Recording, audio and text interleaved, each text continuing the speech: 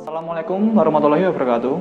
Perkenalkan, nama saya Vinsa Aldi Armada dengan NIM 19961274, mahasiswa Ilmu Komunikasi 4, dan dua rekan saya yang berada di belakang kamera bernama Geza Stupa Alkansyah dengan NIM 19961231 dan Arvinda Lutfi Daitullah dengan NIM 19961237. Pada video kali ini kami akan memberikan sebuah edukasi mengenai langkah yang akan diambil pemimpin dalam menghadapi pandemi ini.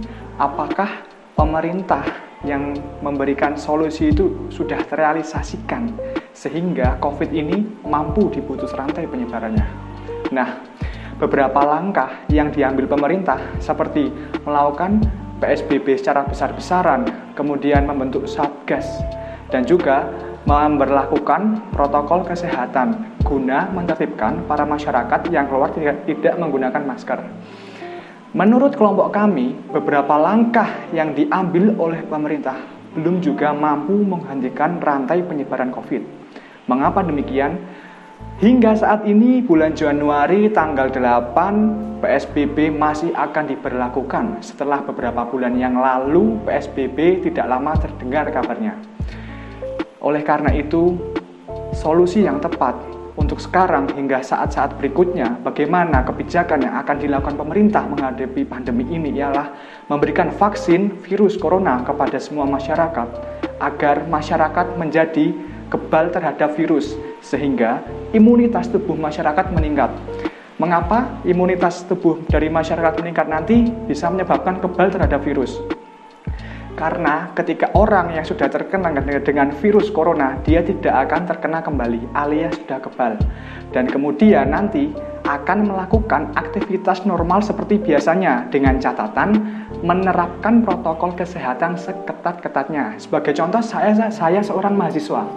Kami kuliah online berbulan-bulan. Nah, kita offline kuliah ke kampus dengan pengecekan suhu, pemakaian masker, dan jaga jarak di ruang kelas. Kebijakan mengenai informasi virus corona yang menyebar luas di media sosial, media televisi, dan media yang menyebarkan virus-virus menjadi hal yang sangat besar. Mengapa demikian?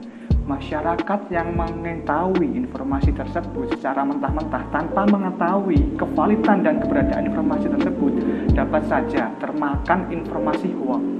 Hal ini semakin menambah kecemasan masyarakat menghadapi virus atau pandemi yang sedang terjadi sekarang. Apakah langkah pemerintah untuk memberitakan dikit-dikit COVID, dikit-dikit corona di media itu, apakah itu benar? Tidak. Semakin banyak informasi yang beredar di televisi, semakin banyak pula masyarakat yang semakin cemas. Pemberitaan penambahan kasus, banyaknya bantuan sosial yang dimakan oleh oknum tidak bertanggung jawab, menyebabkan masyarakat resah. Salah satu kasus yang sering terjadi sekarang ialah meningkatnya angka kriminalitas. Banyak orang yang sekarang melakukan tindak kejahatan demi memenuhi kebutuhan ekonomi mereka. Para orang tua kesulitan menafkahi anaknya sehingga anaknya memerlukan gadget media internet untuk melakukan pembelajaran daring.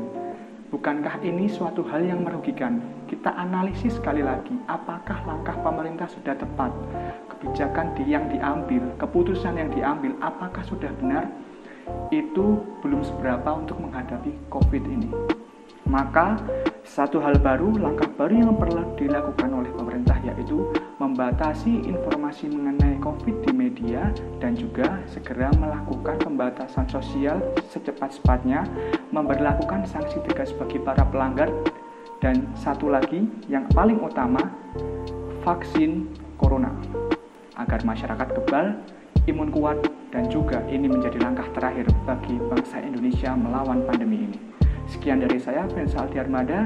Wassalamualaikum warahmatullahi wabarakatuh.